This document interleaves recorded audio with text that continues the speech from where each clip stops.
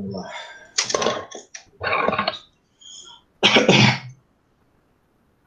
Demonstre que para uma esfera condutora não carregada, situada num campo elétrico inicialmente uniforme, o potencial devido à esfera é o de um dipolo pontual e determina o momento de dipolo induzido. Então, a gente quer encontrar esse potencial igual ao potencial de dipolo pontual, tá? Beleza? Beleza. Então, o primeiro passo vai ser responder 3.9, que é o potencial no interior da casca. E a gente já viu, né, que o formato da solução, quando a gente tem essa variação em função do ângulo, parece um pouco a solução do dipolo, porque ela tem aquele termo de cosseno. Então, querendo ou não, para encontrar essa solução da esfera condutora não carregada aqui, que tem a ver com o dipolo, a gente vai ter que fazer isso aqui. Certo. Então, vamos lá. Vamos fazê-lo.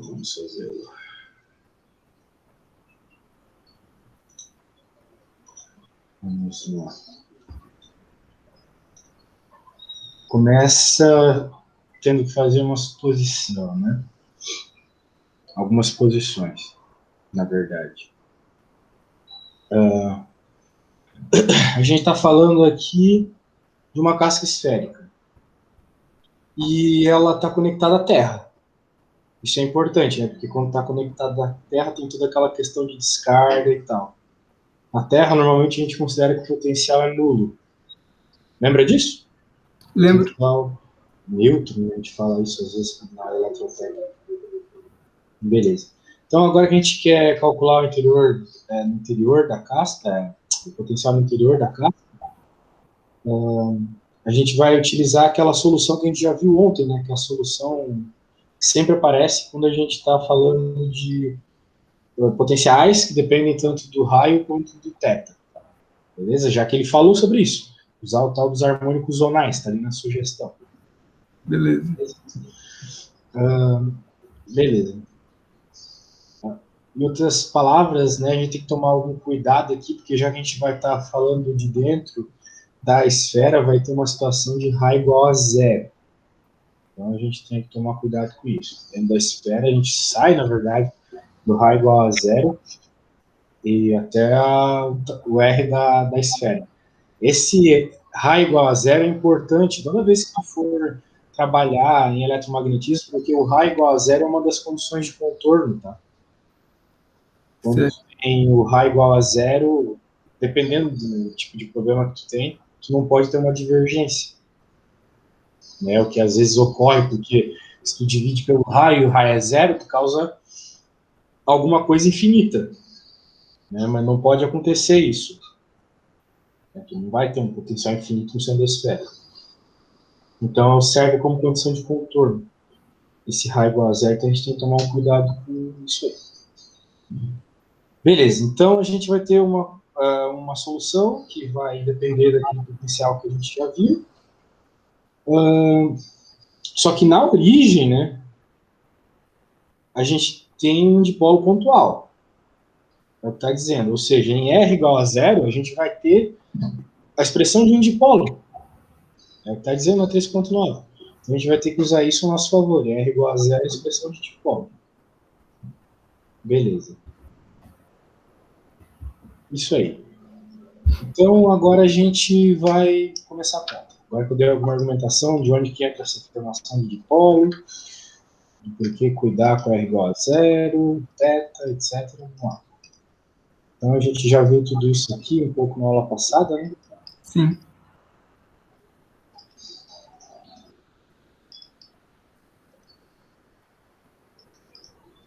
Vamos só escrever de uma vez aqui, carinho.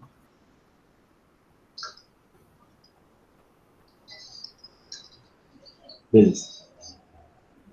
Agora, a ideia vai ser encontrar as constantes para as condições de contorno do nosso problema. É sempre assim.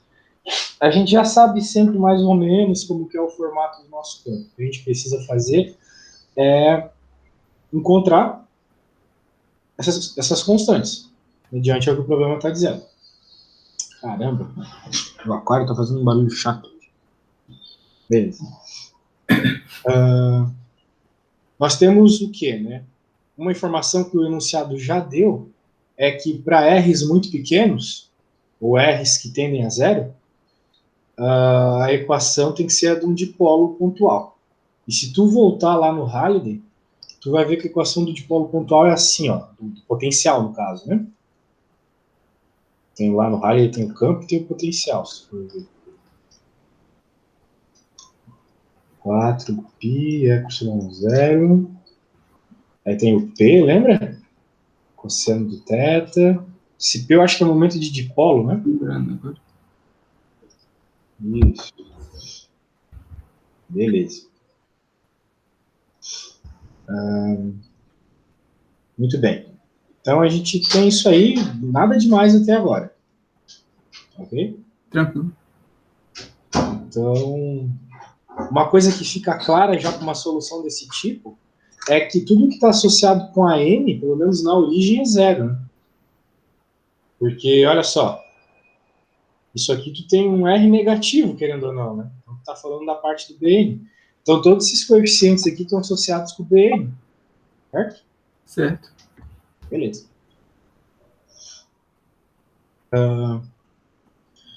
E qualquer coeficiente aqui que tenha um n diferente de 1, pelo menos na origem, tem que ser anulado. Né?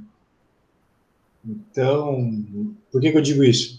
Porque se a gente tiver n igual a 1, a gente vai ter aqui em cima 1 mais 1, 2. R elevado a menos 2, que é o que está aparecendo aqui.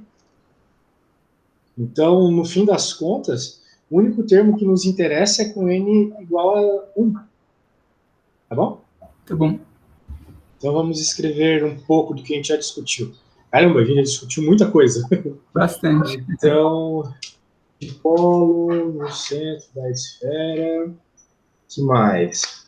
O único n que interessa no centro da esfera é n igual a 1. E o resto é tudo... Todas as outras constantes são zero. A gente sempre zera as constantes porque é com elas que a gente consegue controlar o formato da nossa equação. Então, é mais ou menos por aí. Vou dar uma arrumada aqui. Beleza. Ai, ai, ai. Muito bem. Então agora é a hora que a gente faz uma comparaçãozinha, né? Se a gente lembrar do que está lá no Heights, acho que era a página 60, né? Que falava sobre os harmônicos zonais. Deixa eu voltar aqui na página 60. Aqui, ó. Vou te mostrar o que eu quero te mostrar. Estou pondo aqui para você. Tá vendo que para n igual a 1 tu tem cosseno de θ? Sim. É justamente o que aparece aqui. O cosseno não está ao quadrado, não está ao cubo, está linear. E felizmente é o mesmo... Felizmente não, né? É uma questão física, mas para o mesmo n que me dá a variação em r que eu preciso, eu tenho o cosseno certo. Então eu posso simplesmente dizer que o Bn ele é igual ao P. Tá bom? Salvo dessas constantes eletromagnéticas aí, o B é igual ao P. O B1, no caso, é igual ao P. Certo? Certo. Então tá bom. Então vamos escrever assim. Comparando, né? Eu vou colocar isso aqui, ó. É igual ao quê? O nosso carinha quando os A são todos zeros e os Bs que não tem n igual a 1 são todos zeros também. Tu vai ter, então, B1,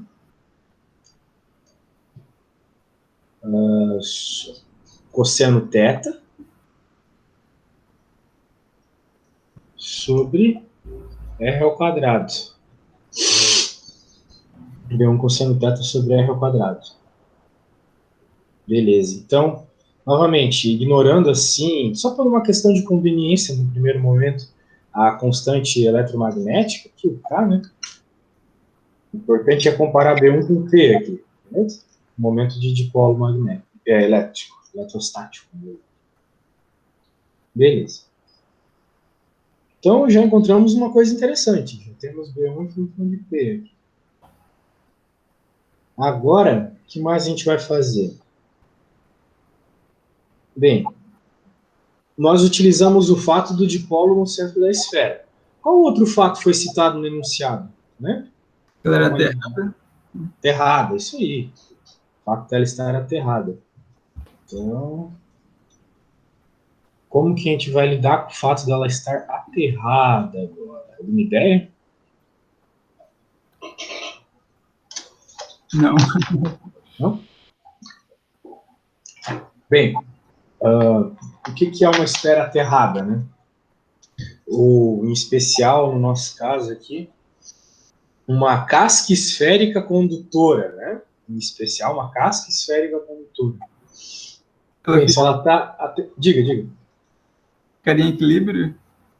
Não. Tem a ver com isso de equilíbrio, sim. Na verdade, mais especificamente, tem a ver com o fato que quando você estiver falando do teu potencial elétrico com o raio, né, o valor do Rzinho aqui, sendo o mesmo raio da esfera, né, que no nosso caso aqui, a gente pode dizer que, por exemplo, é um raio A. Né? Então, vou fazer aqui uma esferinha, nossa casquinha esférica condutora de raio A. Azinho, tá? Azinho. Então, ela está aterrada. Na prática, isso significa que na casca dela o potencial vai ser zero. Isso é uma condição de contorno, na verdade. Na prática, tu aterrar um bicho desse significa que na casca o potencial vai ser zero. Tá bom? Tá bom. Isso é uma definição. Isso que é deixar ela aterrada. Mas se tu aterra, tu não leva choque. Vamos pensar desse jeito. Né? Não tem carga estática ali. Vou continuar então. Beleza. Vamos, então, utilizar essa expressão que a gente já está lidando bem aqui com essa informação.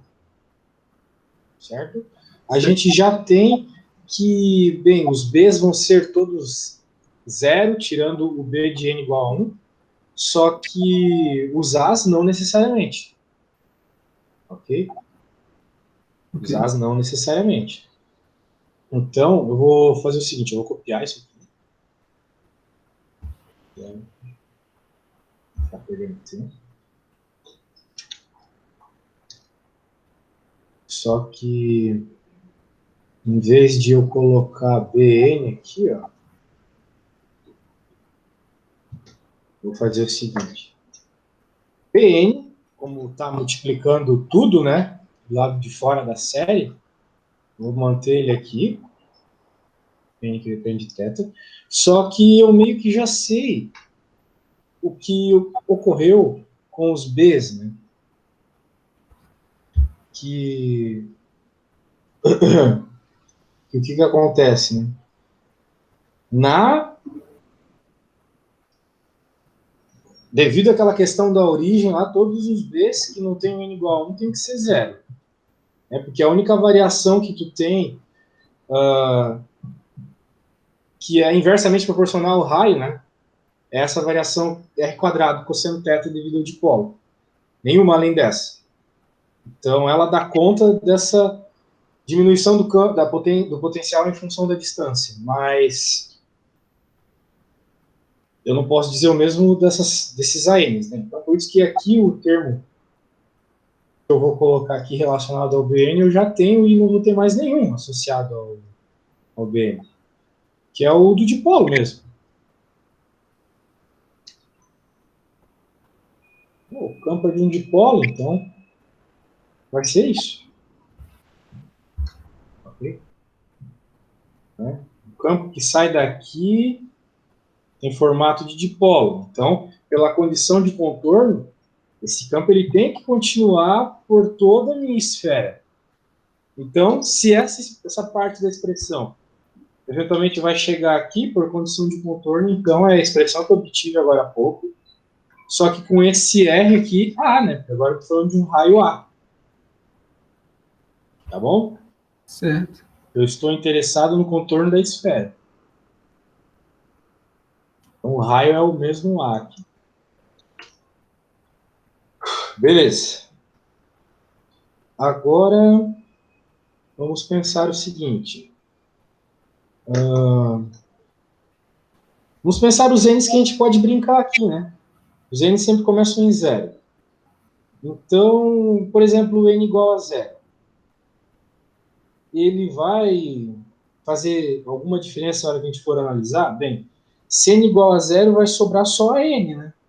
Porque R elevado a zero é 1 e P de zero é 1 também. Então, a gente vai estar falando de simplesmente uma constante. E aqui, como a gente não está, sei lá, interessado em resolver com algum calibre ali, alguma constante, sabe, genérica, que às vezes aparece no potencial, como eu estava te falando antes do potencial gravitacional, a gente pode ignorar o zero. Vamos ignorar o zero. N igual a zero não vai fazer diferença nenhuma. Certo. Então, vamos ver aqui. Vamos ver. Digamos que a gente pegue o igual a 1, então. Vamos pegar o AN igual a 1. O N igual a 1. Então, eu vou ter A1, R1, e N igual a 1 é o que mesmo? É cosseno teta. Isso, cosseno teta. Então, eu vou fazer o seguinte. Já como tem cosseno teta nesse termo e vai ter nesse termo aqui também, vou deixar tudo para fora, tá?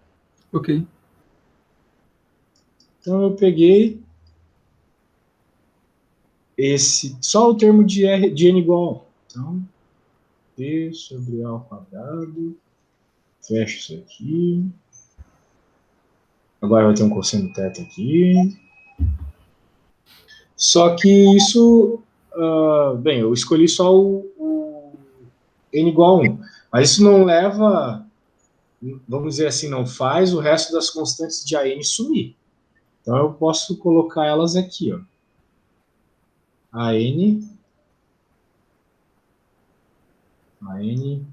PN de θ igual a zero. Só que aí tu tem uma coisa interessante acontecendo agora. Porque se eu abrir um primeiro termo aqui, e agora eu tenho uma série que começa em 2, veja, a mesma série que eu tinha antes, a mesma coisa que estava aqui. Só que com um termo aberto, tá vendo? Sim. Então eu só dei uma simplificada, igualei a zero pela questão do aterramento. Beleza. Por que eu fiz isso? Porque agora eu consigo fazer uma comparação. Beleza? Eu posso fazer uma comparação. Por combinação linear. Certo? Eu posso fazer uma combinação linear aqui. Porque o que vai acontecer, né? A gente isolou o θ aqui. E e é um fato, tem que ser, né, para que isso seja a solução de uma equação diferencial, né? Todos esses termos aqui do polinômio de Legendre, eles são linearmente independentes, né? Tipo, tu não consegue escrever um dos termos como combinação linear dos outros, certo? Certo. Não tem como escrever cosseno de θ como uma combinação linear desse termo aqui com esse, por exemplo. Então, o que a gente pode fazer, então, levando em conta isso? Vamos ver. Bem, se a gente lembrar um pouco lá de geometria analítica, né, a gente tem uma espécie de soma de vetores aqui iguais a zero. Beleza? Beleza. Só que nada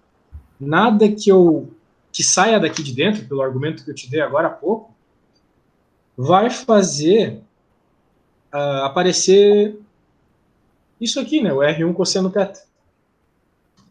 Então, eu tenho uma certa obrigatoriedade para o valor do A1.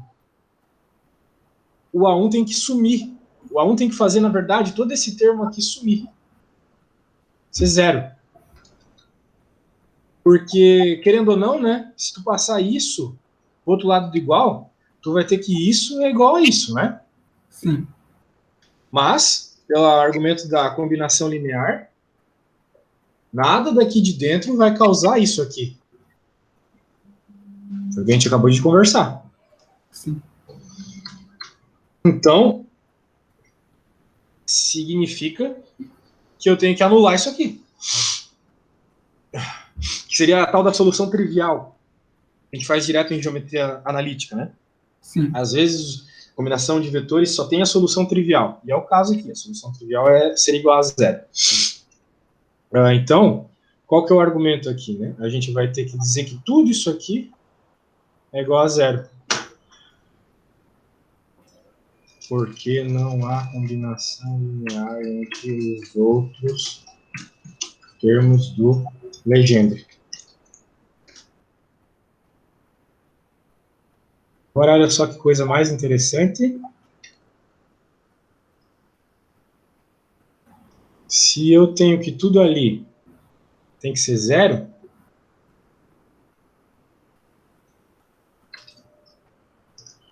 oh meu Deus, isso aqui tudo tem que ser igual a zero.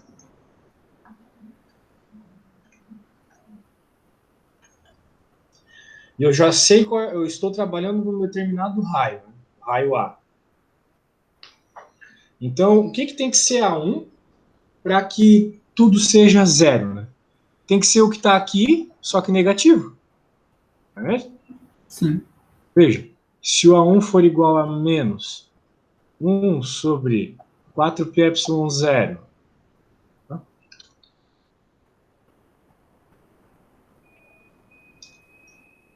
Agora P sobre A3, né? O A1 vai multiplicar esse A, vai ficar ao quadrado embaixo, vai ter uma soma de coisas, uma subtração de coisas iguais, vai dar zero. Certo. Então eu encontrei o A1 que corresponde a essa minha condição aí de contorno, né? Essa condição de contorno que me diz que quando R igual a A, eu tenho que ter igual a zero. E devido ao somatório dos termos do polinômio que são linearmente independentes, a única forma de ser igual a zero, uma vez que eles não são LD, linearmente dependentes, é se a constante causar o zero. Né? Porque dois vetores que, digamos, né, um produto escalar, por exemplo, V e um U, você deve lembrar disso. A única forma dele ser zero é caso os dois sejam perpendiculares, né? Ou que um deles seja zero. Então, para essa combinação linear que eu estou tendo aqui, um deles teve que ser zero. No caso, esse aqui. Beleza? Só estou te explicando das formas mais distintas possíveis o porquê de eu estar zerando, tá? Parece meio assim, do nada. Não, beleza, tá dando pra cumprir. Né? Então, beleza. Todos os argumentos que eu estou dando aqui são baseados em condição de contorno, tá? Então, Certo. lembra que o primeiro foi dipolo, o campo do dipolo tem que permanecer durante a extensão, né? Em zero, isso aqui tudo teria que... R igual a zero, isso aqui tudo some, né? Sobra só o dipolo. Então, por isso que os AMs são todos zero. Todos têm que, ou no mínimo, todos têm que se anular, né? Ali no centro, para que só exista isso no centro, que foi o que o enunciado falou. Agora, saímos do centro, isso aqui continua, pela questão da continuidade, só que vai existir alguma coisa aqui, e a gente encontra o que é essa coisa, vendo a condição de contorno do aterramento, a gente encontra isso aqui, beleza. Agora, então, que a gente encontramos a constante A1, o que a gente tem que fazer, então, né? Já temos o A1. E temos aquele termo do dipolo. Agora, os outros termos, né? Todos os outros A1. Eles podem ser anulados, né? Se a gente meio que vai anular eles à mão agora. A gente vai dizer que todos os AN são iguais a zero. Se estivermos falando de N's maiores que 2. Porque a gente brincou só com N igual a 1 até agora, percebeu? Sim. 1 aqui, daí aqui também era 1, né? N igual a 1. Então, é isso, basicamente. A gente encontrou um potencial aqui que sempre funciona, que é o 1 sobre 4πε0, que vai multiplicar o quê, né? Veja. O P cosseno θ, né? É a parte do B1 lá. Quadrado. Agora menos o mesmo 1 sobre 4πε0, então eu posso até fazer isso aqui. E aqui tem que ser negativo, né? Lá era negativo. Só um segundo, deixa eu dar uma pensada aqui. Só um segundo, você tá me torturando um pouco. Mas não é que tá errado, tudo tá certo até aqui. Só tô pensando como é que eu vou montar aqui o potencial. Ok.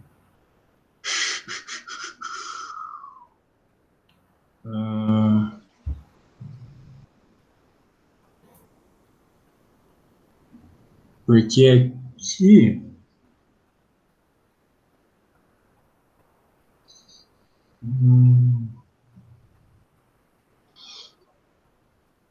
Né, aqui é como se eu tivesse um... O A1 tá aqui, né? O A1 tá aqui. Então, é como se eu pegasse isso aqui. Deixa eu pegar isso aqui. Como não? É exatamente isso. Vou pegar isso aqui, colocar o φ aqui. Só que o A1 eu acabei de achar agora há pouco. Sim. Então vai ficar igual a... No lugar do A1, tudo isso. Fazer aos poucos para não cometer erro. Então, vou colocar até dentro de um colchete aqui. R. Agora, todo esse resto aqui.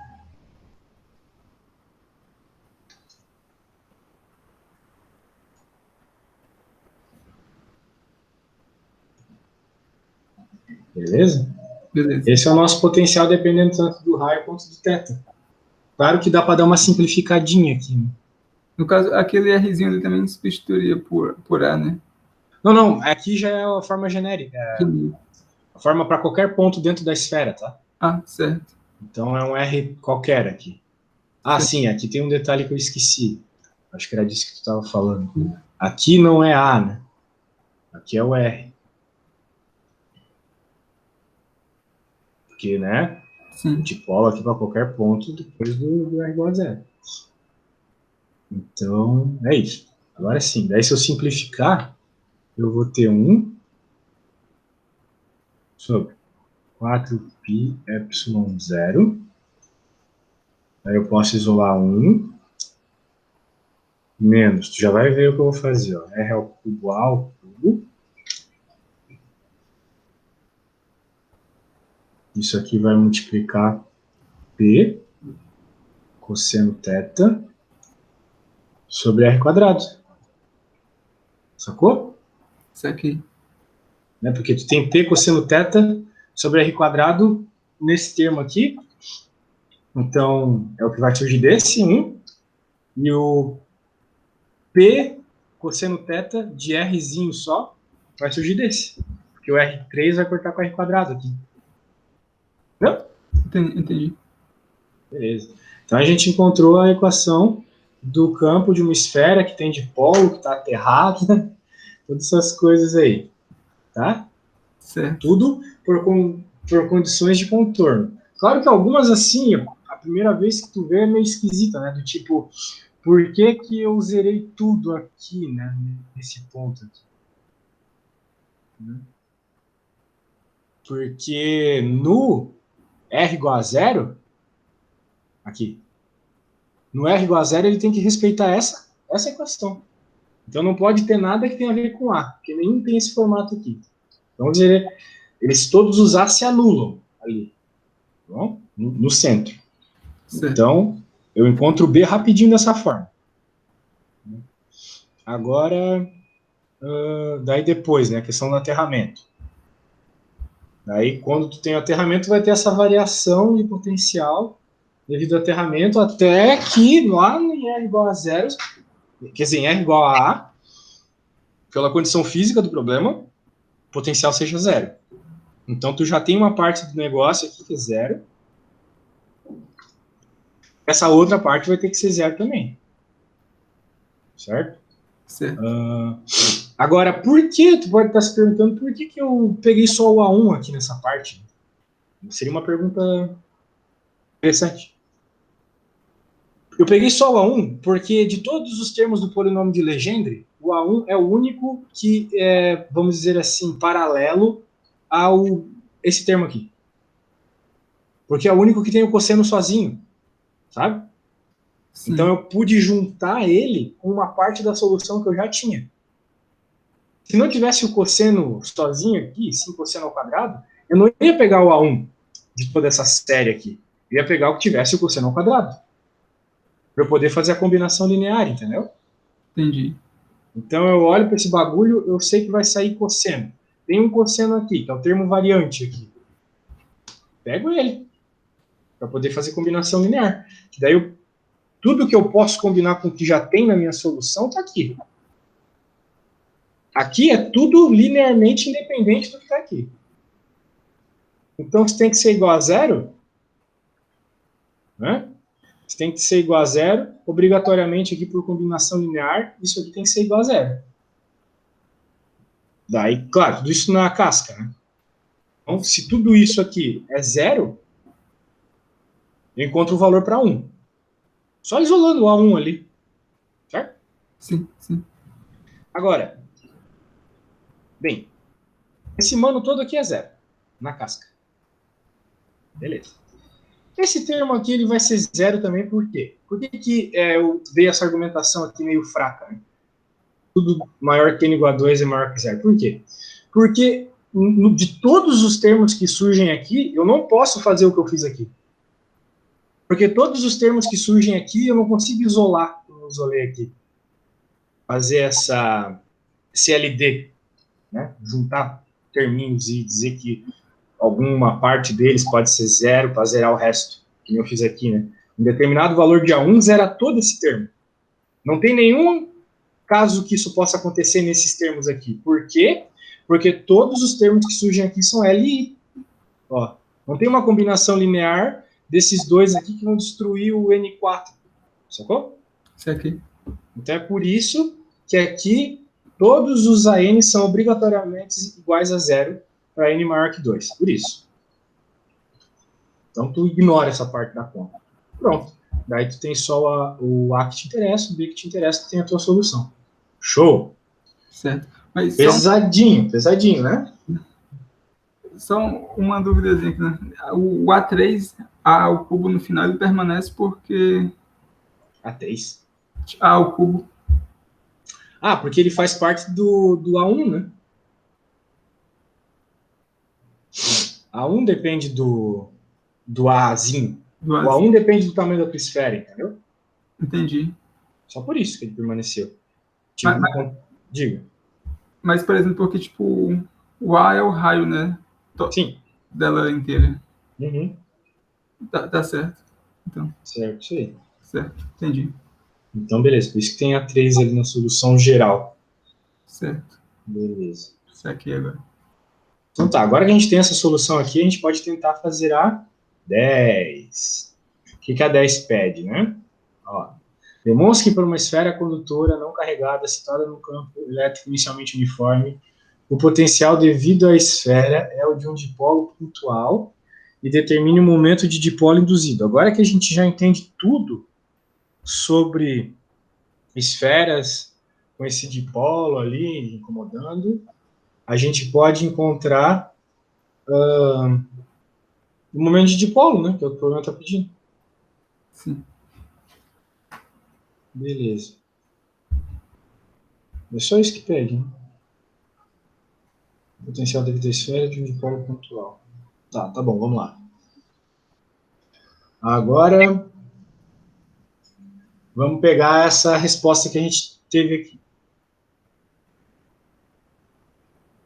Essa resposta é para uma esfera do tipo dessa questão 10.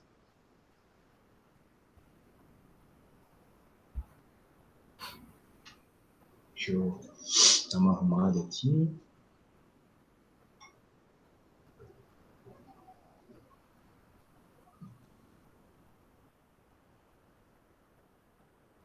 Beleza. Agora, o que a gente vai fazer, né? Bem, se a gente olhar bem o enunciado da questão aqui, está falando de situada num campo elétrico inicialmente uniforme, tá vendo? Sim. Beleza. Eu não sei se tu lembra, mas lá no conteúdo de Física 3, né? Meu Deus, tá aqui. Você estava mais para cima o negócio. Lá no conteúdo de Física 3, ele fala que o dipolo elétrico ele está associado com o campo elétrico que a tua esfera sofre. Ele diz isso. O conteúdo é mais ou menos essa história aí. Tá? Mas qual é o lance aqui mesmo? Porque... Deixa eu ver aqui. Só deixa eu dar uma pensadinha. Ok.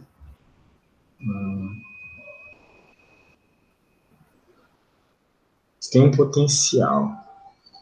E a gente sabe que, no geral, né, campo elétrico é dado como menos um gradiente do potencial. Né? Só que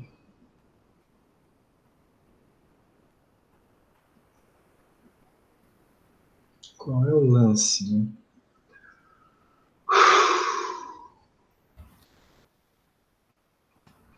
Cara, será que tudo que eu fiz foi inútil? Inútil não foi porque a gente aprendeu bastante coisa, mas é que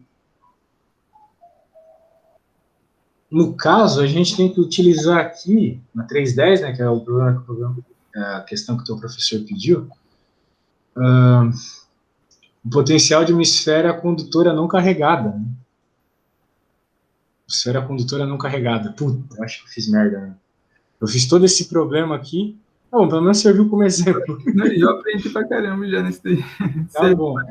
É que eu tava confundindo. Eu jurava que a solução que a gente encontrasse no 9 a gente ia usar no 10. Só que no 9 é uma casca esférica. Né? Só que o bom é que o próprio Heitz já dá a solução aqui da esfera condutora não carregada. Né? A esfera condutora não carregada é aquilo que ele apresenta no conteúdo do livro mesmo. Né? Eu vou trazer a solução aqui para tu ver. Ok. Isso aqui, ó. Deixa eu pegar aqui.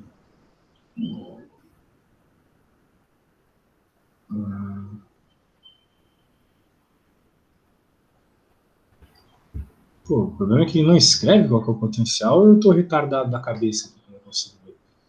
Ele não deixa assim explícito qual que é o potencial, ele só escreve isso aqui.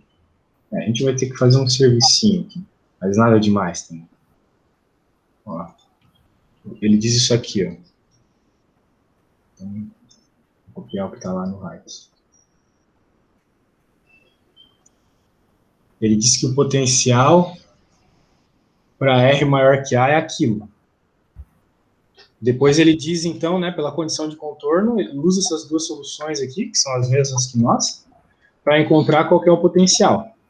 Ele diz que o Rzinho devido ao Rzinho igual a A, tu vai ter A1 φ 0 e C2 é 0 a 3. Então, veja, né? A gente já tem a solução aqui. Então, um R com θ geral, o A1 é φ 0. Então, eu vou continuar copiando ali, 0R, cosseno θ. Isso aqui eu tirei lá do Heights, tá? Certo. E aqui o C2 é 0A ao cubo, cosseno de θ. Sobre R quadrado. Vou substituir aqui. Então, esse é o potencial que pede na questão 10. Ó. Hemisfério a condutora não carregada. Beleza. Então, a gente já tem essa solução. Show, show, show, show. Nada demais, nada demais. Agora, claro, né? Novamente, isso aqui é um calibre que eu posso dizer que é 0, se eu quiser, para simplificar minha conta. Eu não estou te dando migué, não. Eu posso dizer que esse negócio é 0, tá? É aquela velha história. Potencial é assim. O gravitacional, por exemplo, em cima da mesa pode ser infinito, como pode ser 0, como pode ser negativo. Né? Dependendo do referencial que a gente escolhe. Então, no meu referencial aqui, vai ser 0. Então, eu posso escrever isso aqui simplesmente como os termos que sobraram ali. A ao cubo é R cosseno θ por R ao cubo embaixo. Por hora eu vou deixar desse jeito aqui, tá?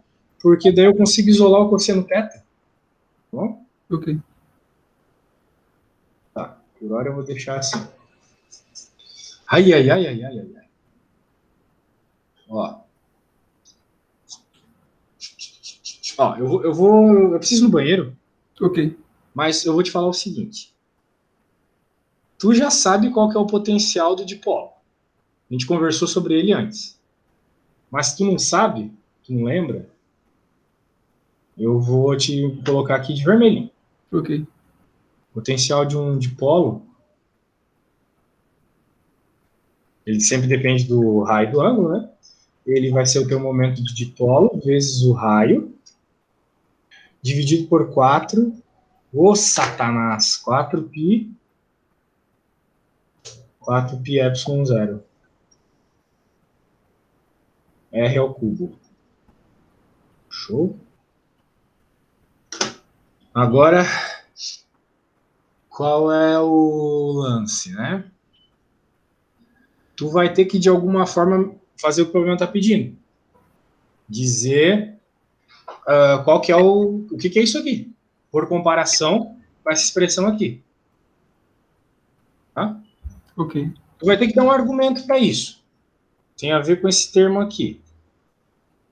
Tá vendo? Esse argumento tu consegue comparar isso aqui com alguma coisa que está aqui e tu vai encontrar então qual que é o dipolo, tá bom? Ok. Dipolo, já volto. Beleza.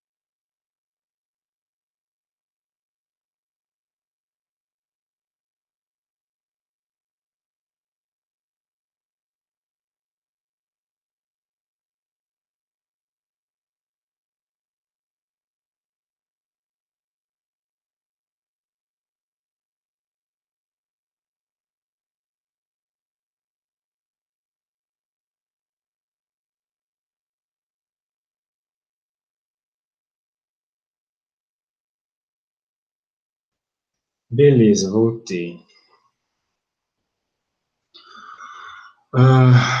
Vamos lá. Não consegui, cara. Normal. Relax. Ó, o que rola aqui? Como te explicar isso aqui? O primeiro termo, né, cara? Ali o E0R cosseno θ. Ele é o que a gente chama de termo de campo constante, né?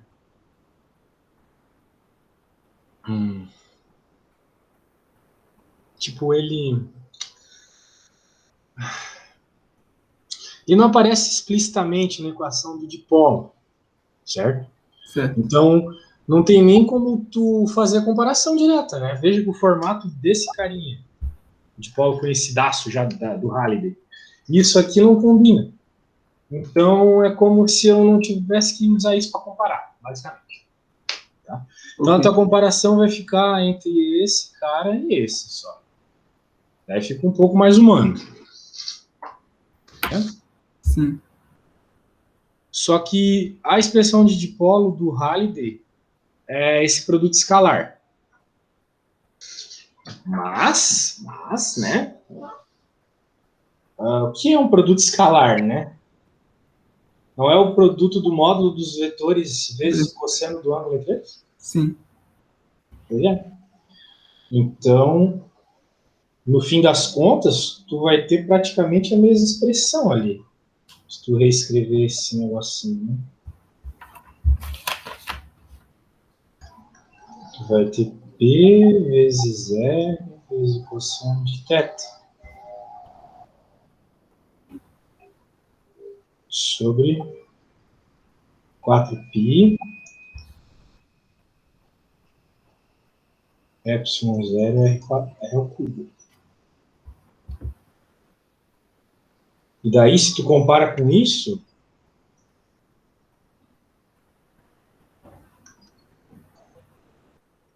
né, olha só. Pode cortar. Diga. P4π ε0 igual a E0 ao cubo? Isso. Então, momento de dipolo, nosso amigo aqui. É igual a E0A ao cubo. Problema, só que tem um problema. Não é um grande problema, mas é um probleminha. Que me parece que a questão quer que tu escreva como um vetor, né? Não fala do módulo do vetor. Certo? Certo. Então, se tu for escrever como vetor, a tua comparação ela não pode usar o cosseno, mas sim o fato de que tu está falando de vetores, né? Mas vamos escrever o dipolo para tu entender o que eu estou falando. Vai ficar 4π ε0 ao cubo E0, né? Só que tu está falando de um vetor. Então, esse vetor ele tem que ter uma direção e um sentido. Qual que é a direção e sentido desse vetor? Né? Qual que é a direção e sentido desse vetor? Bem, normalmente a gente está trabalhando com a esfera, né? Deve lembrar disso. O senhor faz bastante isso. Daí tu tem um eixo aqui que tu chama de eixo Z, certo? Certo. Sempre coloca o Z aqui. E tu vai ter qualquer ângulo aqui, θ. Que é o θ que aparece ali na conta. Então, esse R cosseno θ, na verdade, está falando de uma projeção desse ângulo aqui nesse eixo Z. Né? Cosseno θ é sempre a projeção no eixo, certo? Certo. Então, esse momento de dipolo aqui, na verdade, ele sempre funciona como uma projeção no eixo que a gente está trabalhando. E como o eixo que a gente está trabalhando é o eixo Z, por definição, sempre, a coordenada do eixo Z é o K, né? Então, o momento de dipolo aqui está associado com o Z. E aí faz sentido, né? Pensa no cisalhamento da Terra girando, por exemplo. Né? Tu não calcula aquele momento angular da Terra, tu não calcula ele sempre projetando no eixo Z da Terra. Já viu a imagem da Terra girando, né? Sim, Ela sim. não gira perfeitinha, ela meio que gira em torno de si mesma, assim, como um peão. Então, a gente está buscando aquela projeção daquele movimento, criado por esse θ. Então, no caso, o momento de dipolo é esse, tá? Ok. Beleza. Então, beleza. Então a gente pode ir para a próxima agora. Qual que é a próxima? A próxima é a 4.1. Ixi, caramba. Então acho que a gente vai ter que voltar para o Heights. Explicar um pouco do conteúdo da 4. Ok.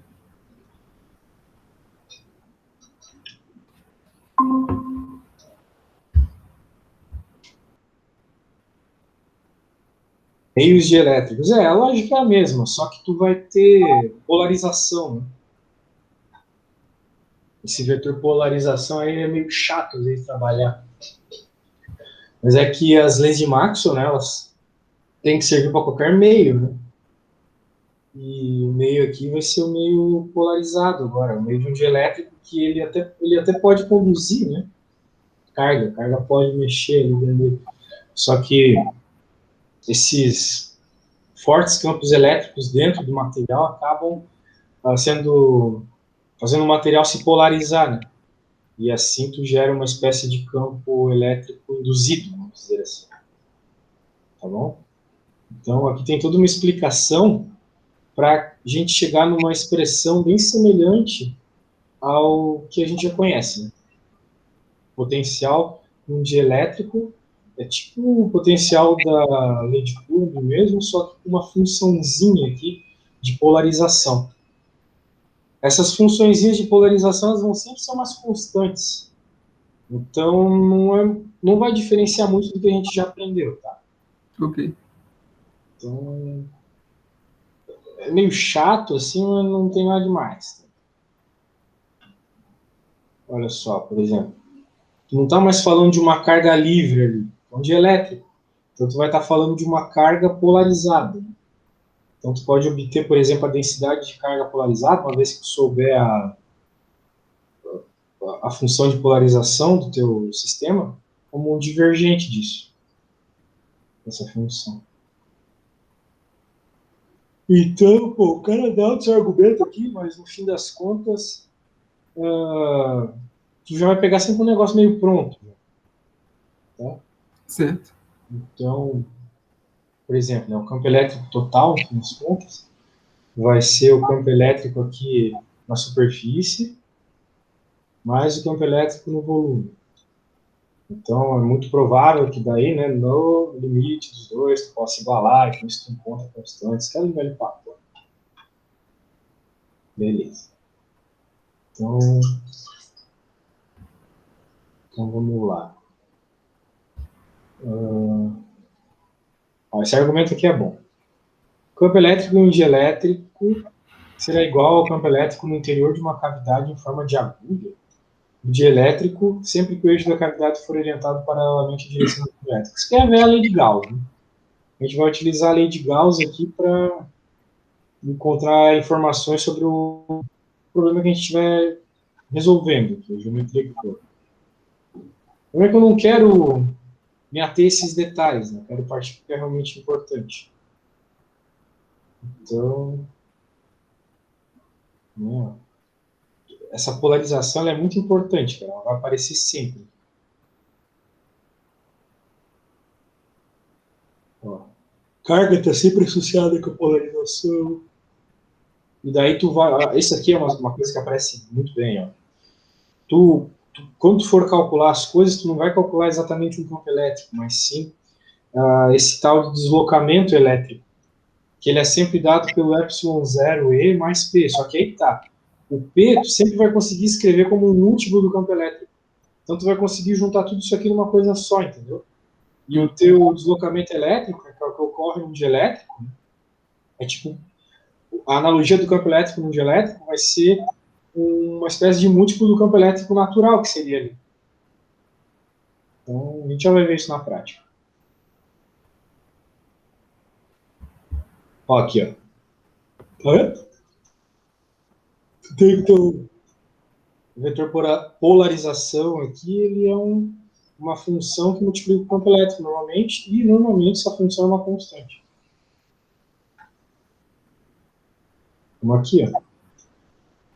Tal dos dielétricos lineares. Normalmente é o que a gente trabalha, né? Dielétrico linear. Eu tenho certeza que não vai ter nenhuma questão que não é dielétrico linear. Certeza absoluta.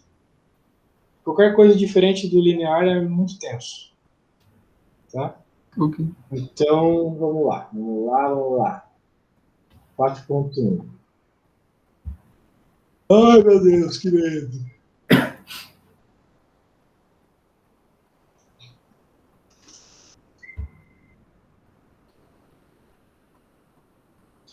Vou colocar no Paint aqui para você ver, tá?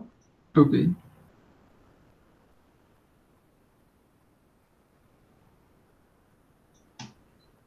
Beleza, beleza. Deixa eu abrir aqui para você.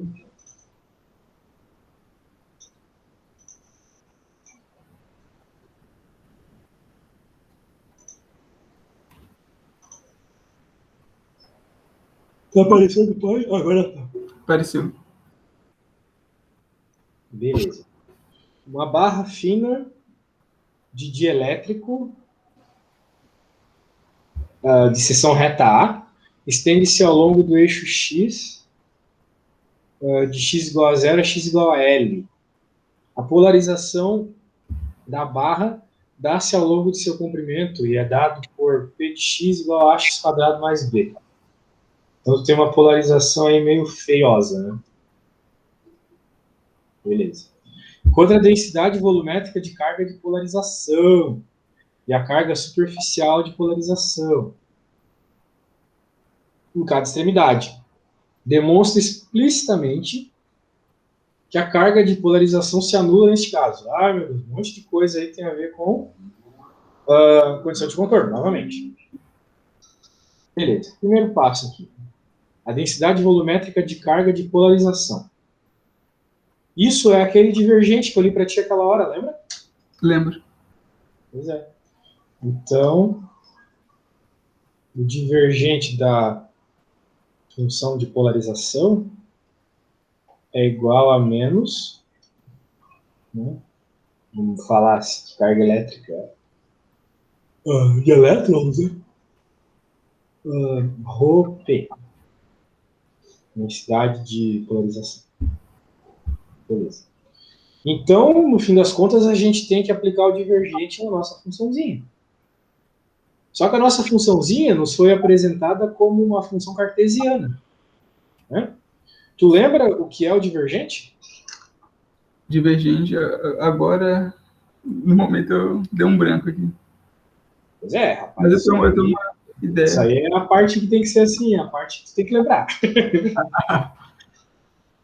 não pode não lembrar isso aí. Divergente, ele dá o fluxo do... Não, né? Não vamos pensar dessa forma, vamos pensar na forma matemática só. Divergentes são derivadas, certo? Sim, derivada parcial? Isso, não. São derivadas parciais. Então, só que tu tens que lembrar o seguinte, o divergente, ele age sobre um vetor polarização, e transforma ele num escalar. Certo. Como o teu vetor polarização só tem componente em x, e o nosso problema só ocorre em x, né, na verdade, tu só está preocupado com a parte do divergente que age sobre x. Porque o divergente ele age sobre x, sobre y e sobre z. Não é mesmo? Sim.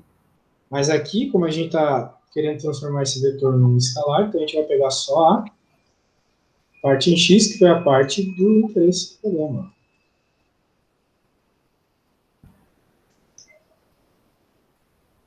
Vai ter que derivar isso aí. Qual que é a derivada dessa funçãozinha? 2ax 2ax. Igual a menos a nossa densidadezinha aqui. Beleza? Beleza. Agora ele fala o seguinte, né? E a carga superficial de polarização em cada extremidade. A carga superficial de polarização. Ela também foi apresentada, tá? Lembra que eu te falei que quando a gente está pensando no campo elétrico, num dielétrico, vai ter o campo elétrico na superfície e no interior? Tinha aquelas duas integrais, lembra? Lembro. Uma não tinha o sigma e outra tinha o rho? Sim. Então, o rho está aqui já. O sigma, ele também estava lá no Heights. Deixa eu ver se eu trago ele para tu ver aqui. Página 100. O sigma tem a ver com um produto escalar, né? Polarização, algo assim. Aqui, achei. Ó.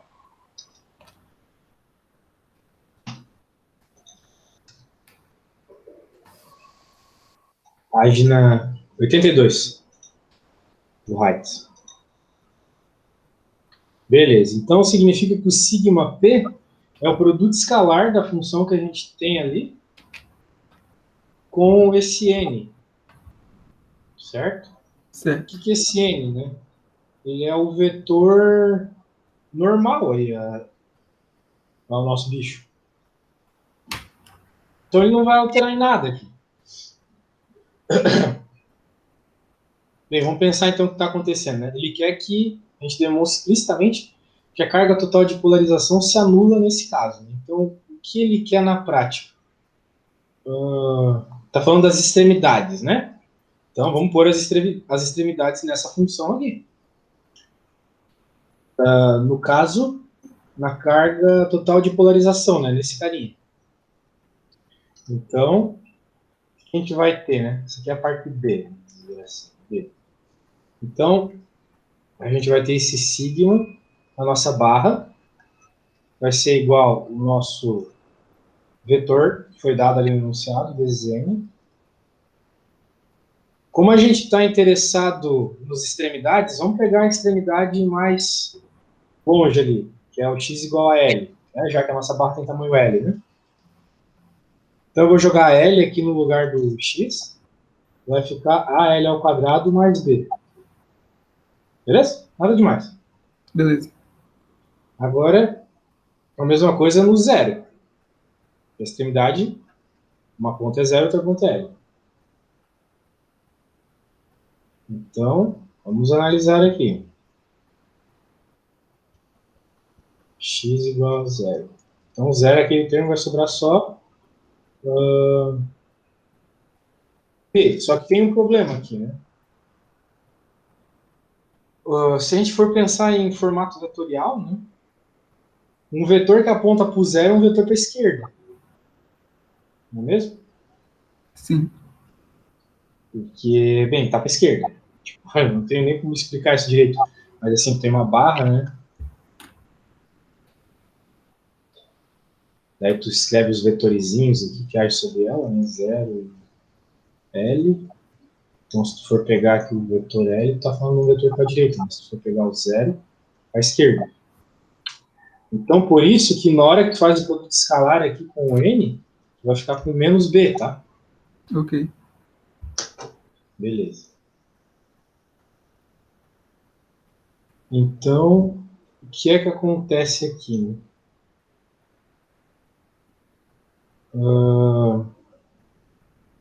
A gente precisa provar que ela se anula, não especialmente que a carga total de polarização se anula neste caso. A carga total de polarização se anula.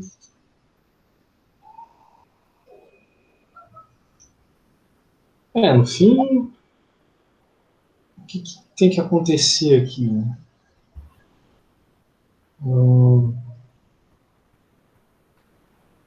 O N, o vetor normal ali, do x igual a zero, vamos dizer assim, tem que ser igual ao N do x igual a L. Tipo, tem que ter uma igualdade aqui para que ela se anule. Pô, mas aqui fica meio difícil de explicar o que está acontecendo. Só que é por aí, cara. Aqui tem que ver lá de novo a teoria. Mas tem a ver com isso, tá? Tipo, eu não consigo dizer exatamente o que tem que fazer aqui, mas é que tem a ver com esse vetor normal aqui, ele é difícil de observar aqui na análise. Complicado. Sim, acho feio. Né?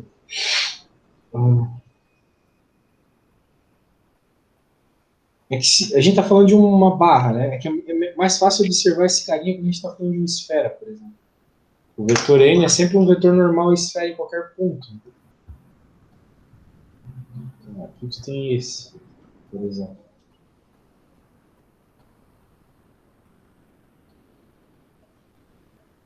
Beleza. Daí, se tu pensar aqui, né? Esse é o vetor n, esse aqui é o vetor n. Eles são normais a barra aqui.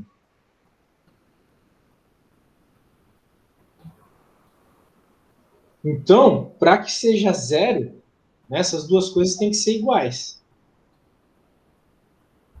Só que, de certa forma, isso implica que um tem que ser o inverso do outro. Porque se um for o inverso do outro, significa que apesar do valor da L ao quadrado aqui, isso tudo é igual a menos B, entendeu? Entendi. Algo assim. Bem, o segredo está por aí. Eu vou tentar ver isso com mais precisão para a próxima aula, tá? Ok. Mas é basicamente isso. Esse é o N do zero, o que eu falei, esse aqui é o N do L. Mas está por aí a resposta. Garanto para ti. Qual que é a próxima? 4.2. 4.2, tá? Deixa eu salvar aqui.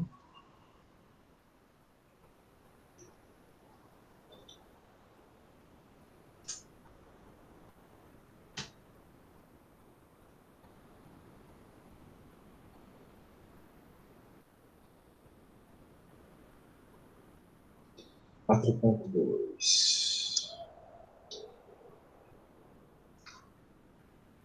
É um pouco parecido aqui com a primeira.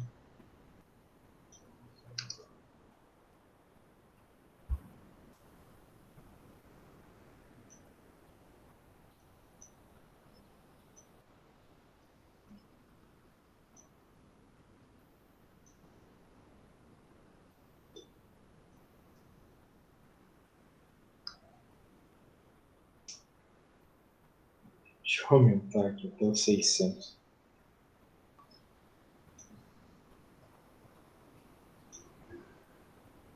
Nossa, ficou horrível. Tá, vamos lá.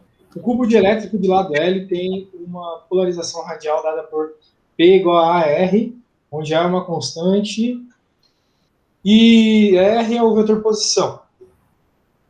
Né? E x mais yj mais zk, o vetor posição. A origem do sistema de coordenadas se situa no centro do cubo. Tá imaginando aí? Sim. O cubo como os octantes aí do plano cartesiano, do espaço cartesiano, encontre todas as densidades de carga de polarização. Então, tu quer as cargas nas faces desse cubo. Tá vendo? Sim. Densidades de carga de polarização é porque ele quer, pelo que eu estou entendendo isso. Então vamos lá. Vou fazer a continha. Bem, ele disse que a polarização do cubo é P igual a R, né? Sim. É um vetor. É o vetor polarização sempre. E o R é o vetor posição, certo? Certo.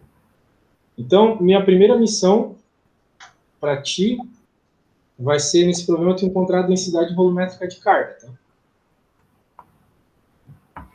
Lembra que encontrar a densidade volumétrica de carga é aplicar o divergente nisso aqui. O divergente do vetor polarização é a densidade volumétrica de carga. Então, tu vai ter que aplicar o divergente do vetor posição. Vai lá. Isso aí não é para ser difícil. Certo. Tô por aqui qualquer coisa, mas tenta sozinho. Só volta aí para eu ver o vetor posição rapidão. É o vetor clássico dos clássicos, velho. X, Y. XYZ, exatamente.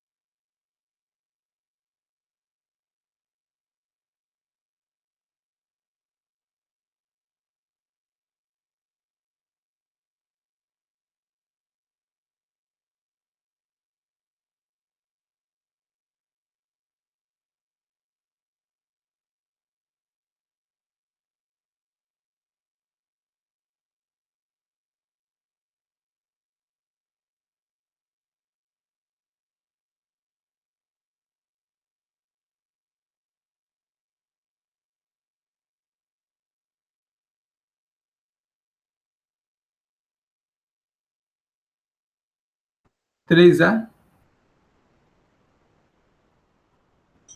Oi? Qual que é a resposta? 3A? 3A, exatamente. Só que menos 3A, né? Densidade volumétrica é sempre negativo. Negativo.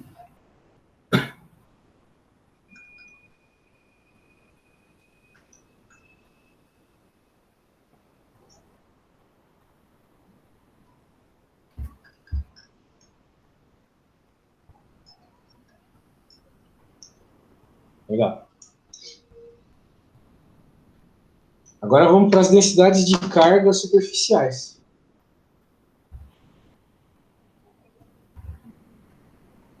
Tá, vamos lá. Ah, essa parte é chata. A gente tem que ver o cubo aqui. Antes de mais nada.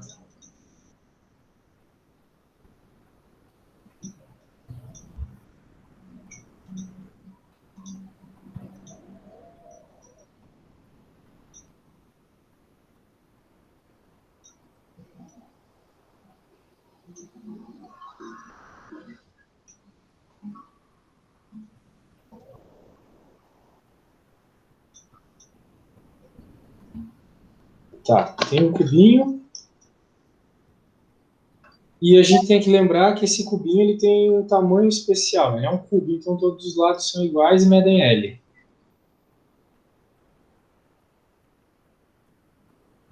Então aqui é L, aqui é L, aqui é L. Né? Que mais que foi dito aqui? A do L, né? Só isso, basicamente. Agora, a densidade superficial de carga, como a gente já viu anteriormente, né? Ela é dada por P vezes o vetor normal à superfície de interesse. Então, por exemplo, se eu estou falando dessa aqui, né? Estou interessado nesse vetor normal aqui. Tá lá? Certo. Beleza. Que mais? Sabendo que o nosso P é igual a AR, né? Nosso P é igual a AR. E o R era o centro da coisa toda, né? Tipo, as distâncias são dadas aqui do centro, né? Lembra que o cubo ele tá, o centro do cubo é o ponto 000? Sim. Isso. Então, qual é a distância do centro do cubo até aqui? Até a face. Qual que é? L sobre 2? Exato. Isso aqui é L sobre 2, beleza. Perfeito. Então, como a gente já viu que o P é AR, né? Sim. Sendo o vetor posição, então no nosso caso aqui, por exemplo, para essa face da direita, ou qualquer face aqui, né? Porque o cubo pode girar, vai dar tudo na mesma.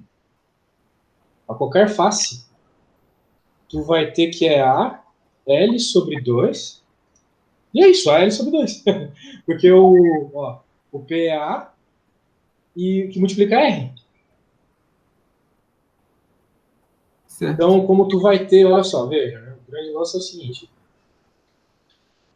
Como tu tem o vetor posição aqui paralela ao vetor normal, tu tem aquela situação onde o produto escalar ele é igual ao módulo do a multiplicação dos módulos, porque o cosseno entre eles é zero. E o cosseno de zero é 1. Certo? Certo. Então é o que está acontecendo aqui. Eu sou meio, talvez, rápido demais nesse ponto, mas isso aqui nada mais é que um produto escalar onde o cosseno do... Então Certo. tu vai ter... deixa eu deixar mais explícito aqui. A L sobre 2 do P. O N é um vetor normal, então é um vetor de módulo 1, né? Vezes o cosseno do ângulo entre eles, que é zero. Então, por isso que vai ser simplesmente isso aqui. E para todos. Porque, independente do lado que tu olhe, tu vai ter sempre a mesma direção e sentido do vetor R e do vetor N, né? Sim. Para cima, tu vai ter o vetor N para cima também. E o teu vetor R também. Não é mesmo? Sim. Então, por isso que todos são positivos. Diferente do outro caso lá, que um era positivo e o outro negativo. Porque o vetor polarização, lá no outro caso, ele não era o vetor posição. Ele era simplesmente um negócio que variava com o valor de x. Então, para frente era positivo, para a direita era positivo, para a esquerda era negativo. Então, tu não tinha esse paralelismo de sentido também com o N e o P, lá na questão aqui tu tem. Então, as faces aqui, elas têm todas a mesma AL sobre 2, tá bom? Certo. Beleza. Então, o que que acontece aqui, né? Se a gente for calcular a carga, o problema está pedindo aqui, encontre todas as densidades de carga, que é só pensar em todas as faces e pegar a mesma equação, e demonstre explicitamente que a carga total de polarização se anula. Então, a carga total de polarização é a carga das faces e a carga da densidade. A gente colocou aqui. Tá bom? Sim. Então, aqui tu tem densidade porque aqui tu tem um problema de 3 dimensões. Lá o problema era estranho falar de densidade. Mas então o que vai acontecer? A tua carga, ela vai ser a soma de todos esses 6 carinhas aqui. Porque tem 6 faces, né? Sim. É 6 vezes isso aqui.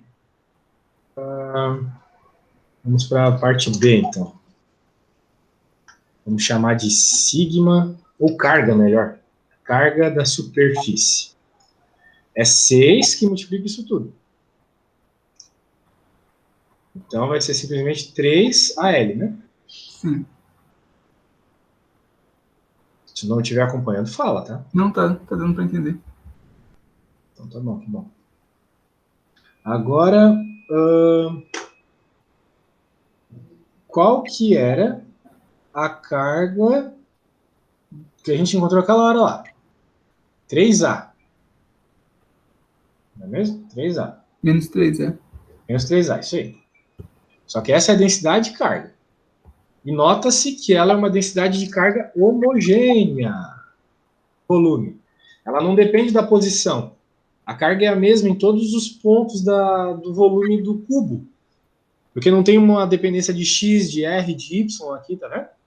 Sim. Ela é homogênea. Então, se eu estou interessado na carga do volume, a gente sabe que é densidade da carga vezes o volume. Não é mesmo? Sim. A gente acabei de pôr aqui, né, que a densidade da carga é menos 3A. Qual que é o volume do cubo? Base vezes a altura. O volume de um cubo é base vezes a altura? Não, não. Vai lá, qual é o volume de um cubo de lado L ou L? De lado L, qual que é? Quando tu descobrir, me fala. L é o cubo? L é o cubo. Então, olha só, que coisa mais interessante. Nós temos L ao cubo aqui. E nós tínhamos 3AL aqui. Ah, meu Deus do céu. Eu acho que eu esqueci de fazer a mesma lógica que eu fiz antes. Né? Que eu fiz agora, quer dizer. Porque essa aqui é a densidade de carga superficial. E daí eu multipliquei por 6. Só que isso ainda não é a carga. É a densidade de carga. Para ser a carga, eu tenho que multiplicar pelo tamanho da área. Qual que é a área de uma face de um cubo? L ao quadrado, no caso? Isso, exatamente. L ao quadrado. Ele é ao quadrado. Então, aqui vai ficar L ao cubo. Então, ó, positivo, negativo. A hora que eu somo as duas... Se anulam, né? Isso. Ah, agora eu consegui. Agora ficou massa. Agora foi massa demais. Ai, ai, ai, ai, ai. Então, tá feito. Qual que é a próxima? 4.3. 4 pontos. Ó, agora eu vou deixar tu dar uma pensada. Só vou te dar uma ideia. Beleza. Vamos lá. Vamos lá, então. Uma barra de elétrico com forma de cilindro circular reto de comprimento L raio R, um cilindro, né? Se polariza na direção do seu comprimento. Se polariza, então, em L. Se a polarização for uniforme de módulo P, calcule o campo elétrico resultante dessa polarização em um ponto sobre o eixo da barra. Também não tem muito segredo. Só vai precisar de algumas definições aqui. Ah, não, essa aí talvez seja meio chata. Talvez seja meio chata.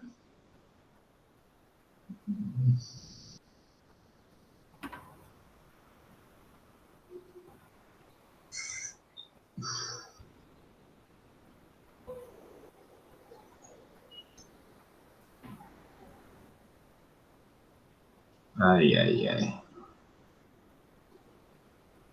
Essa aqui é mais barra pesada, né?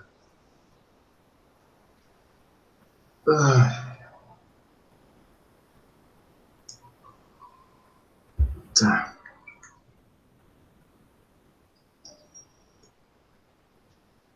Como eu posso te explicar isso aqui? Que vai ter que resolver por integral, né?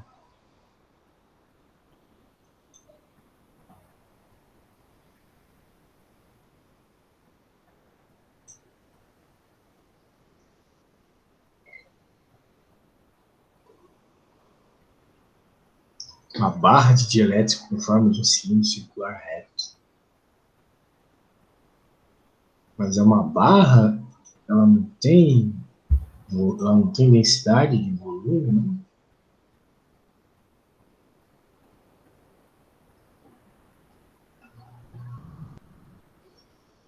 Não, tem sim, tem sim.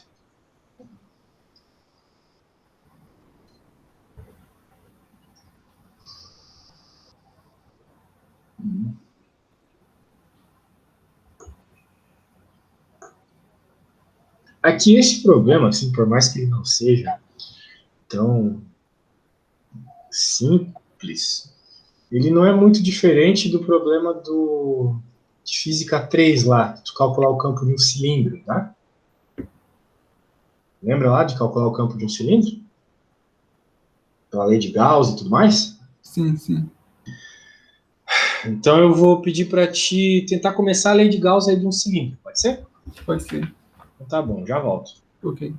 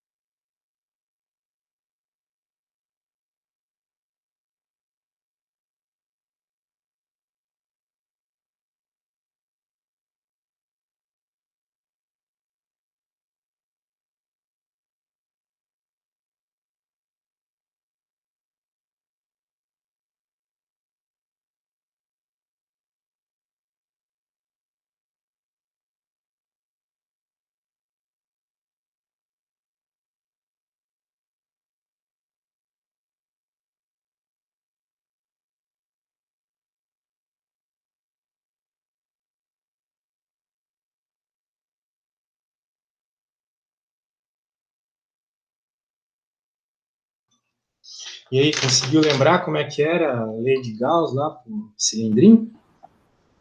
O campo elétrico é a carga interna dividido por 2π RL epsilon zero. Isso. Exatamente isso.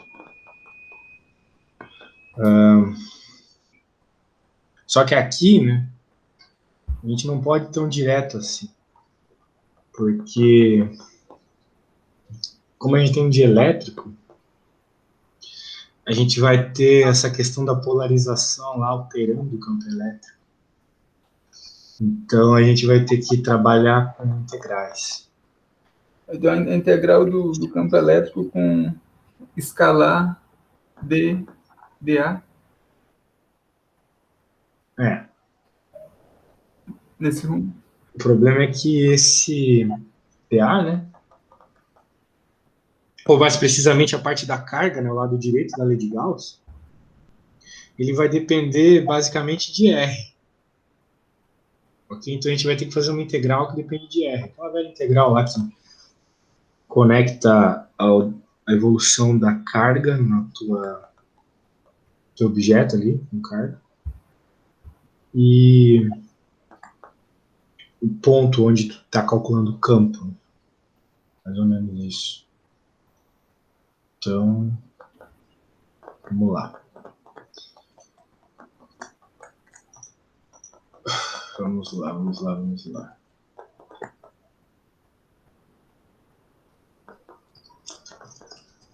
Ai, meu Deus do céu. Dá uma coisa que não aparece. Ó, primeiro passo que a gente tem que tomar em conta aqui. O problema disse que foi polarizado uniformemente na direção do comprimento. Tá aqui. Reto, se polariza na direção do seu comprimento. A polarização for uniforme, tá? Uniforme. Então, o que significa nós temos polarização uniforme? Se ela for uniforme, a gente já tem uma informação sobre a densidade volumétrica. Isso está no Heights, tá? Acabei de ver isso. Significa que isso aqui é igual a zero. Então a gente vai se preocupar basicamente com a carga na área do cilindrinho, beleza? Beleza. Então tá. Agora, vamos pensar o seguinte. A gente tem um cilindro.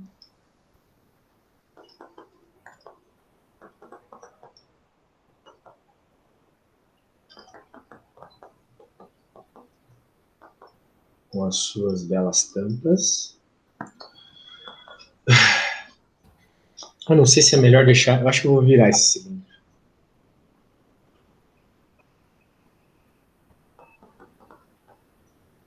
Sim. E pro outro lado, sei lá. Beleza. Então, a gente vai ter isso aqui como uma coordenada, onde eu vou ter a variação do meu comprimento. Que vai ser a coordenada Z, né? Normalmente a gente chama essa coordenada de Z. Tá bom? Tá bom. Se ele varia uniformemente, a gente pode pensar no seguinte. Aqui seu zero. Então, se ele tem um tamanho L, né? Aqui é L2. E aqui é menos L2, né?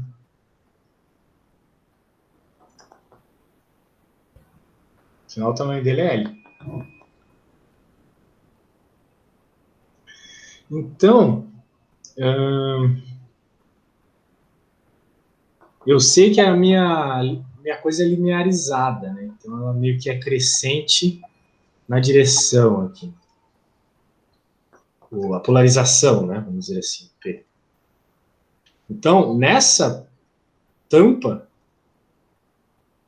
o N tem a mesma direção da polarização, na outra não.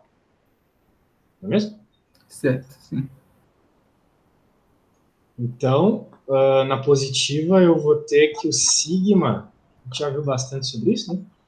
o sigma L na L sobre 2 ali, na L sobre 2 positiva, vamos por assim,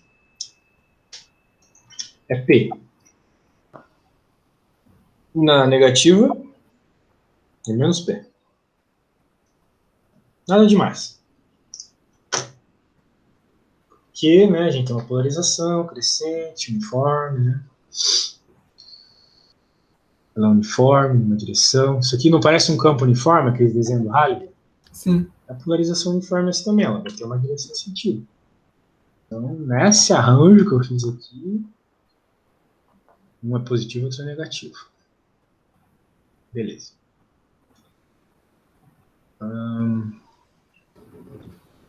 No problema anterior, né, a gente notou o seguinte. A gente notou que numa situação como essa,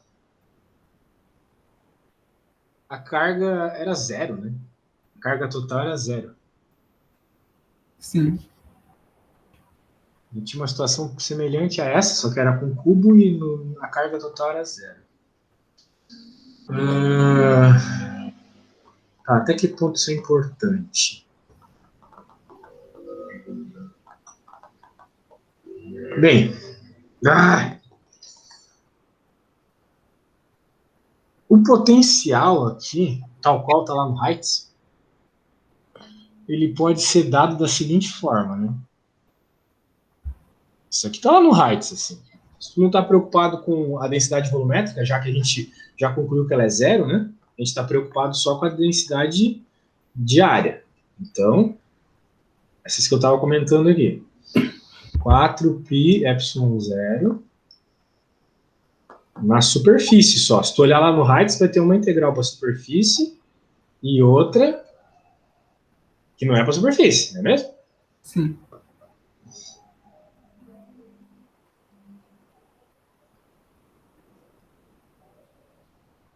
Aqui eu acho que... Eu acho não, eu tenho até uma certa certeza disso, que eu vou me preocupar só com o raio. Por causa da uniformidade da polarização, eu não vou ter nenhuma alteração em θ, né? Tipo, ela é simétrica em θ. Tudo é simétrico em θ aqui. O que pode mudar é o valor das coisas no raio, né? Mas, por exemplo, algo aqui, a essa distância do eixo, e aqui, vai ter o mesmo valor.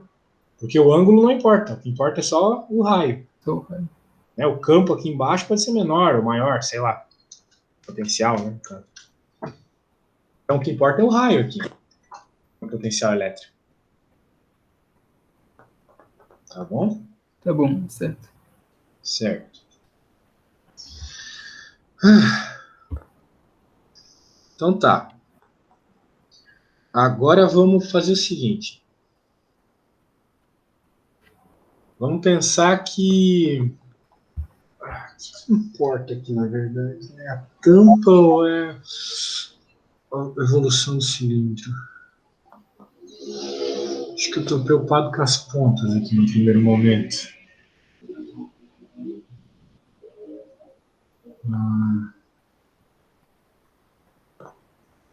Tá. Vamos lá.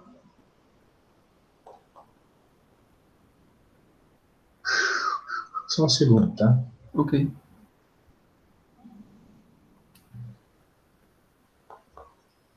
É que se eu pensar em raio zero e ângulo zero no primeiro momento, eu talvez consiga uma condição de contorno.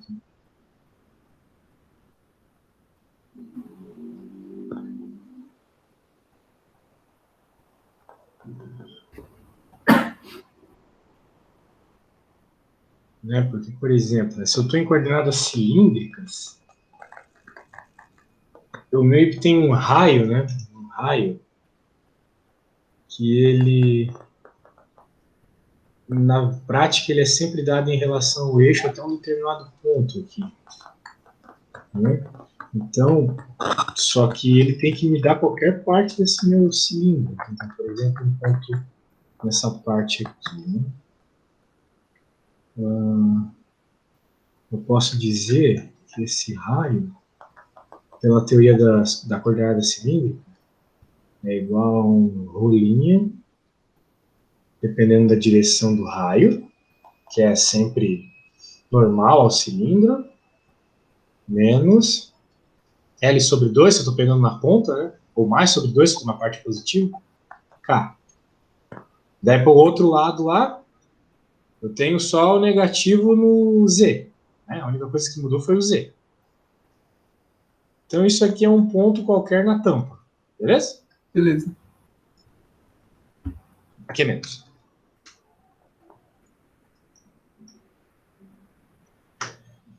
Uh! Beleza.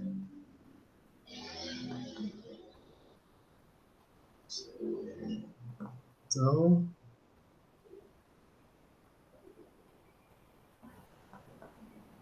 é isso. Por que eu estou falando tudo isso, né? Porque se eu estou medindo o campo nas tampas, né? O R' aqui, que é o vetor que vai até o ponto onde eu estou medindo, é dado do jeito que eu escrevi ali. Só que o R, ele é um vetor que vai de onde até onde, né? Ele vai... É que eu me confundo às vezes nessas coisas aqui. Mas eu acho que o R' ele vai até o ponto de medida. Não, não. O R vai até o ponto de medida. Não, do campo, do potencial, no caso. E o R' vai até a carga. Tá? Então o R' está indo até essas tampas aqui onde eu tenho carga. Que foi dada por essa expressão aqui. Né? Essas são as cargas superficiais da densidade de carga superficial das tampas. Então, o R' é o que vai até a tampa, beleza? Beleza. O que vai até o ponto é o que eu vou desenhar agora. Caraca, velho. Do nada, assim, umas contas diabólicas dessa aqui é tenso. Tô saindo do centro até um ponto onde eu quero calcular, por exemplo, quero calcular aqui, pontinho P. Então, esse é o meu vetor R. Tá? Só que eu vejo, então, que o vetor R, dessa integral aqui, ele é dado em termos da direção do Z, né? Ele tem a mesma direção do Z, certo? Certo. Então, eu tenho que o meu vetor que vai até o ponto é simplesmente um ZK. É o Z da minha análise até na direção K. Então,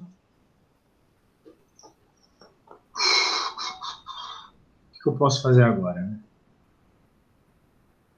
Eu vou ter o que aqui? Eu vou ter uma integral relacionada à primeira tampa e uma integral relacionada à segunda. Tá bom? Sim. Porque é que nem lá no primeiro assunto do Halliday, que tu calcula o campo elétrico, o potencial, calculando toda a carga do que tu tá trabalhando, tipo um anel, a esfera, lembra daquilo? Sim, sim. Disco. Então é isso que eu estou fazendo aqui. Eu reduzi um problema que eu teria que ter toda essa preocupação de ir até o ponto, um problema que vai só até a carga. Né? Pensando aqui no ponto 00Z, por exemplo, porque no fim das contas o que me importa é só Z aqui, né? Ele que me dá a direção do ponto que eu estou preocupado. Eu já pus esse. Peraí, que não é Rho, não. Tem Rho, tem P. Epsilon 0 a R. Tá, isso aqui vai ter que multiplicar tudo. Agora uma integral que vai até a tampa negativa e outra que vai até a tampa positiva, tá? Né? Eu estou reescrevendo essa integral aqui.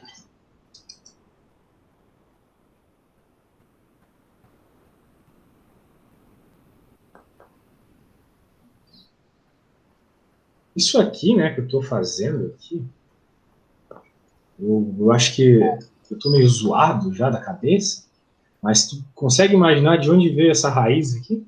O módulo. Vem da hipotenusa. Ah, certo. Sim, sim. Né? Se tu olhar aqui, tem um triângulo retângulo, tá vendo? Sim.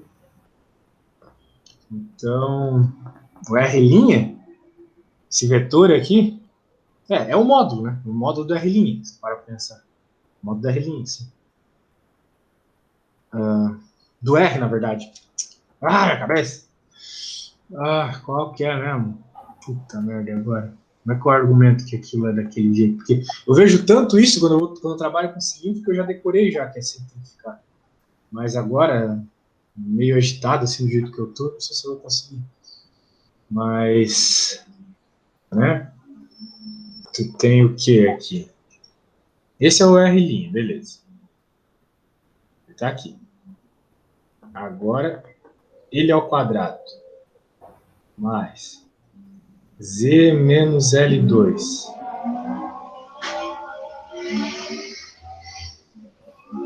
Z do meu interesse menos L2. Que é esse tamanho aqui.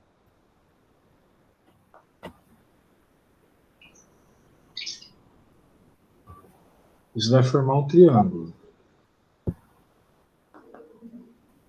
Eu estou interessado na hipotenusa desse triângulo. Caraca.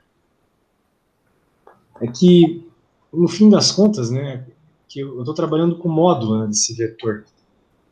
O módulo desse vetor é a distância, né? Então, seria tipo isso aqui, né? Esse aqui, vou fazer de outra cor que está ficando meio colorido demais aqui. Esse aqui é o tal do R menos R', né? Sim. E daí, por somatório de vetor, né? Tens que ele pode ser dado desse jeito. Ai, meu Deus do céu. Ó, por hora só aceito. Outra hora eu te explico melhor o porquê disso, tá? Mas, Beleza. tipo, é um módulo. É um módulo. Agora, pro outro, tu vai ter uma integral igual, só que tu vai ter menos L sobre 2, né? Tu vai ter mais L sobre 2. Porque tu tá falando da outra tampa. Certo. Rapaz do céu, tem umas questões que pegam, né? Não tava esperando chegar até essa agora. A gente fez bastante coisa, né? Sim. Então aqui é menos por uma questão de vetor, que eu também vou te explicar algo mais.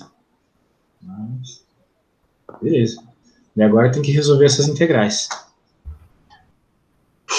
Essas integrais saem pela tabela de integrais, né? Tem umas parecidas com essas lá, tá? Tipo, a integral com... Tu tem a incógnita aqui e ela ao quadrado dentro de uma raiz embaixo. Isso aqui tem uma solução. Só chamar de Hooke lá embaixo, algo do gênero. Tá? Eu já vou te dar a resposta aqui, tá? Beleza. Eu vou ter que finalizar por aqui. Ok. Eu tenho que dar aula na faculdade agora, eu nem vi direito a matéria dos caras. Tava tão preocupado com a tua. Sem migué, sem migué. De boa. De boa. Porque lá é Halliday, né? Então a gente já sabe. Bem, a primeira vai dar raiz de R ao quadrado, já fazendo a substituição do limitante. Né? Ok. Z menos L sobre 2 ao quadrado menos... Isso aqui tem algo bem parecido no Halliday, quando ele está falando de potencial de eu acho que é de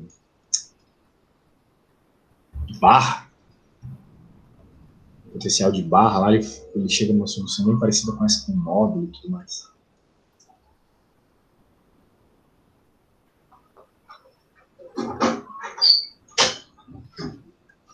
Módulo de Z mais L sobre 2. Tá? Então, cara, é o que eu tenho para te mostrar por agora, tá? Mas eventualmente eu te mostro melhor. Beleza. A resolução. Espero ter te ajudado hoje. O negócio estava mais difícil hoje. Valeu. Foi. Obrigado. Então tá bom. Até amanhã. Vou te mandar aqui e até amanhã. Falou! Falou.